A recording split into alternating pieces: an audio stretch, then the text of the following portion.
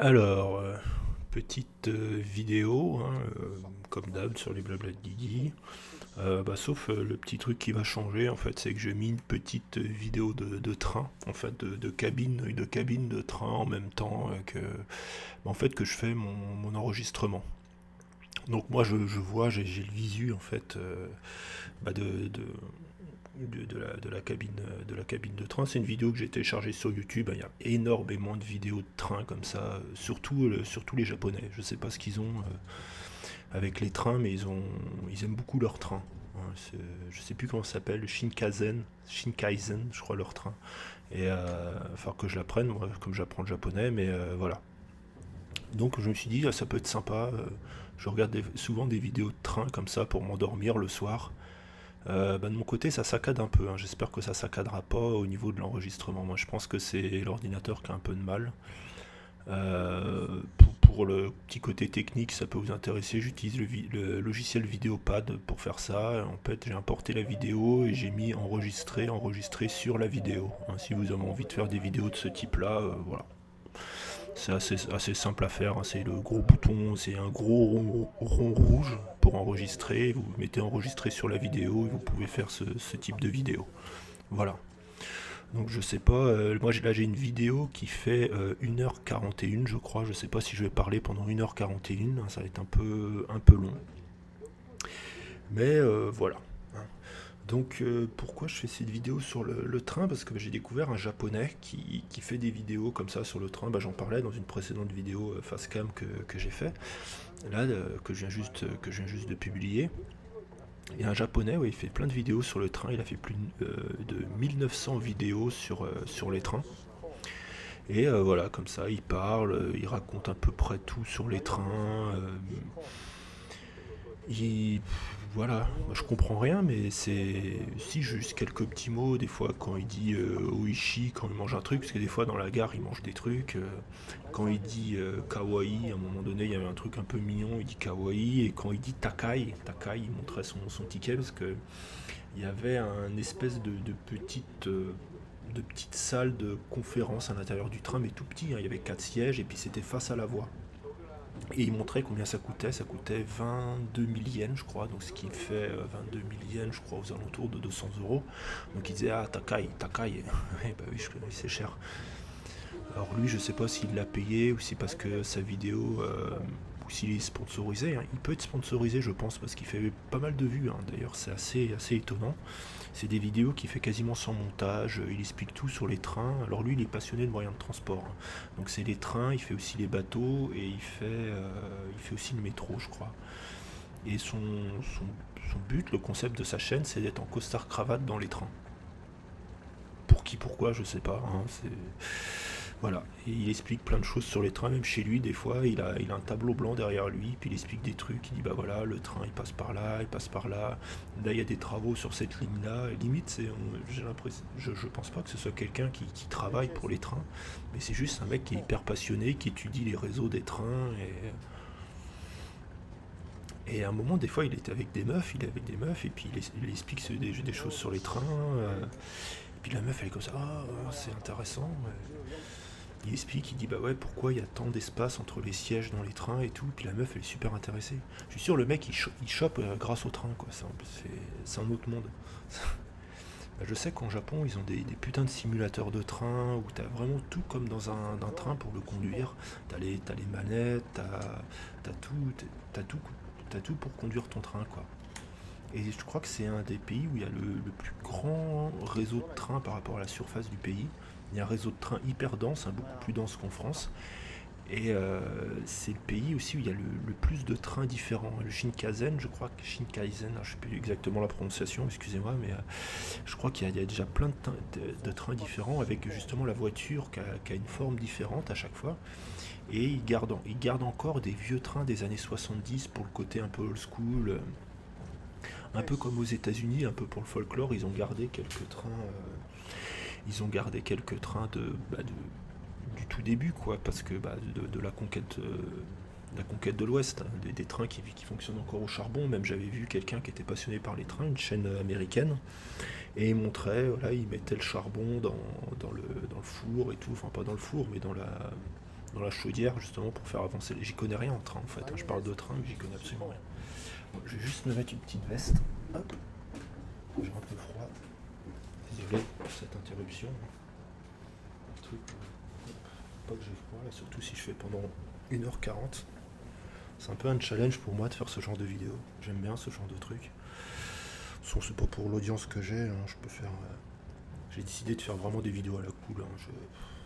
Le montage, tout ça, je me rends compte, c'est vraiment pas mon truc. Sauf pour faire des trucs comme ça, je trouve ça assez intéressant. Je pourrais décrire voilà ce qui se passe en ce moment. Là, bah là, on va bientôt passer pas dans un tunnel, mais sous un pont. Voilà, puis il y a des. Mais je sais pas quel intérêt il y a à ces vidéos-là. Moi, je sais que je regarde ça des fois pour m'endormir un peu, ça me fait partir, quoi. Et donc, ça me fait partir dans le sommeil, quoi. Là, on passe sur un espèce de pont. Bah, tu vois un peu comment c'est fait au Japon, quoi. Là, je pense que c'est un peu à la campagne, il y a des champs, comme en France, en fait. Je sais pas s'il y a des vidéos comme ça en France. Je sais que dans les pays nordiques, il y en a. En Norvège, des fois, il y a des trains, ils passent par des grands trucs de. Enfin, il y a de la neige partout. Il y a des chaînes entières comme ça de trains. Voilà, je tenais à en parler parce que c'est un truc qui est pas très connu en fait sur YouTube. Et cette vidéo-là, alors que je retrouve vite fait sur YouTube, je sais pas si. Non, je vais pas l'avoir. Je l'ai plus malheureusement. Je vais pas pouvoir dire. Attends, faut que je reprenne le nom de la vidéo. Je vais reprendre le nom de la vidéo en fait. Ce que je vais faire, c'est que j'ouvre le dossier conteneur de la vidéo. Je vais renommer la vidéo et remettre le titre en fait dans le menu de recherche de YouTube. C'est quand ça va fonctionner. Bah, vous voyez pas, hein, mais voilà. Bah, c'est plus sympa, je trouve que. Mais après, le souci, c'est que je sais pas si ça va passer, parce que je pense pas que sur ces vidéos-là, il y ait des droits d'auteur. J'espère pas. Donc là, ils disent sûrement le nom de la gare à laquelle ils sont arrivés. Non, il y a un truc, c'est le symbole la moitié, comme ça, je crois. Ça veut dire que c'est une intersection. Je pense qu'ils arrivent à une certaine intersection, là. Mais bon, là, j'ai pas encore le niveau en japonais, malheureusement, désolé, hein. Je vais rechercher sur YouTube, là, vite fait. Hop. Ouais, je recherche sur DuckDuckGo, hein, mais ça devrait me la donner, normalement. Non, ça me donne pas ce que je veux, faut que je cherche sur YouTube direct. Hop. C'est pareil, il y a un autre, encore un japonais, hein, c'est incroyable ça. Il a fabriqué une cabine de train, une voiture de train avec une boîte de Kleenex et un peu de bois aussi, un peu de balsa, je crois. Mais c'est incroyable quoi. Ce mec-là, voilà, donc voilà, cette vidéo-là, elle a été enregistrée le 1er janvier 2019, elle totalise 510 000 vues, hein. C'est incroyable, hein. Et pour 433 commentaires, dont un commentaire là qui est assez long. Je vais vite fait faire la traduction. Ça peut être intéressant. Je vais vite fait faire la traduction, ça va pouvoir en dire un peu plus. Parce que c'est grâce aux commentaires, hein, que. Parce que j'ai essayé de mettre les sous-titres générés par YouTube et puis de les copier-coller, j'y arrive pas. C'est pas possible de le faire, malheureusement. De nos jours, les plateformes de la ligne de départ de la gare d'Asahi Takashaki n'est utilisée que pour le passage des trains de marchandises. Dans le passé, le problème à Zama s'est souvent arrêté. Voilà, bon, la traduction, mais bon voilà, c'est une ligne, apparemment il n'y a plus de passagers sur cette ligne-là. Mais il y en a, ils ont des commentaires assez intéressants et assez pointus, hein. C'est ça moi qui me donne envie d'apprendre le japonais. J'ai l'impression que c'est des gens assez pointus dans pas mal de choses. Et là, évidemment, la vidéo de la vue de cabine haute est précieuse. Mais au moment de la connexion avec Yokogawa, il était surprenant de voir la machine auxiliaire EF et la ligne de la vue de la vue depuis la cabine. Et les parents, les enfants regardaient le paysage, connectés, souriaient également. Moi, je lis ce qu'il y a décrit. La traduction, c'est pas trop ça, quoi. Je pense que c'est une vidéo précieuse qui donne une bonne compréhension du câblage, de l'emplacement de la locomotive et des conditions de fonctionnement de Yokogawa. Je vous remercie. Voilà. c'est- voilà, les mecs, c'est des geeks des trains, quoi. C'est, oui, la connexion des câbles, machin, c'est incroyable, c'est incroyable. Moi, ça m'étonne. C'est tellement, c'est, je comprends pourquoi c'est une grande puissance mondiale, le Japon. C'est dans le domaine technique, c'est un peu des geeks dans leur domaine à chaque fois. Tu sais, par exemple, le mec, il parle que de train, que de train, que de train. Passionné par les trains. Il y en a un autre, il va être passionné par. Après, je dis pas, hein, c'est pas la totalité des Japonais. Je fais pas de généralité non plus. Voilà, c'est pas non plus, c'est pas tous des geeks, hein, les Japonais. Faut pas exagérer, mais je pense, ils arrivent à se spécialiser dans des sujets très techniques comme ça. Je sais pas pourquoi. Ils arrivent à accumuler énormément de connaissances. Alors une des raisons moi, que je trouve, c'est que déjà pour l'apprentissage de la langue, je parle moi de l'apprentissage de la langue, ils ont énormément, bah, là comme vous pouvez le voir, ils ont énormément de kanji à apprendre. C'est les symboles chinois que les Japonais utilisent, les anciens symboles chinois. Et donc le fait, dès leur plus jeune âge, de devoir mémoriser plus de 2500 caractères, bah, ça entraîne leur cerveau à emmagasiner énormément de connaissances techniques, peut-être plus que nous. Après, nous, on a beaucoup de mots à savoir aussi en français, mais le fait de se souvenir de symboles comme ça, après, pour se souvenir de. Bah, je sais pas, je sais pas trop l'expliquer, mais je pense que ça les aide justement à pouvoir acquérir plus de savoir technique. Bon, on va remettre un autre petit commentaire. Ah, celui-là, il est bien dense, celui-là.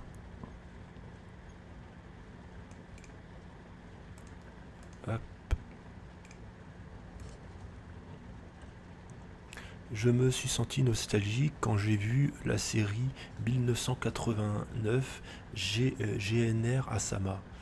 Quand mon père était un ancien chauffeur GRN quand j'étais petit, j'ai attendu Asama devant ma maison en agitant la main et en me saluant. Je lis ce qu'il y a décrit, hein. J'étais heureux que mon père ait secoué ma corne, ça l'était. Ouais, bon, ok. C'est dommage, ouais, le truc avec la corne, bon.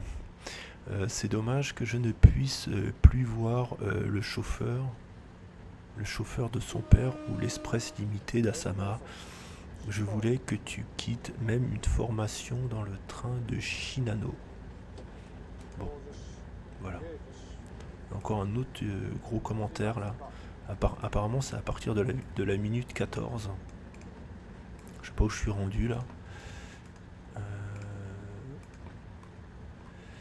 la ligne de transmission visible dans le ciel, après avoir traversé Naitsuida, relie directement la centrale nucléaire de Kashiwazaki Karawa. J'ai encore des progrès hein, pour le japonais. Hein. À Tokyo, il s'agit d'une ligne de transmission dédiée dans des spécifications de millions de volts. Il y a deux systèmes et l'autre système de la gare de Nakogawa, bien que ce soit le départ, je n'ai pas pu le confirmer. Sa taille est, il est précieux, énorme par rapport aux lignes électriques. Ce sont les informations de la ligne de la partie 1. Bon, traduction c'est pareil, c'est pas trop ça de Google Translate. Mais voilà, pour dire, les mecs, ils disent oui, ça c'est une ligne d'un million de volts, machin. Les mecs, ils sont hyper techniques.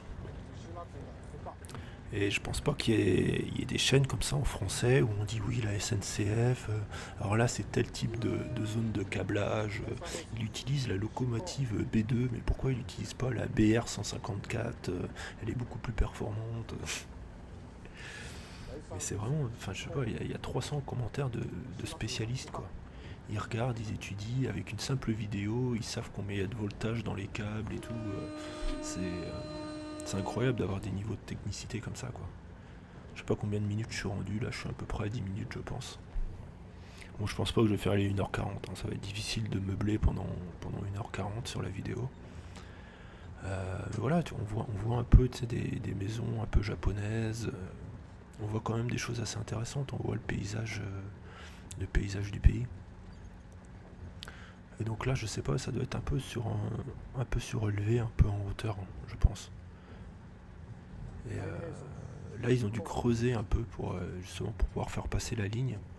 Mais c'est incroyable, ça a dû demander un travail monstre en fait de construire toutes ces lignes de train au Japon.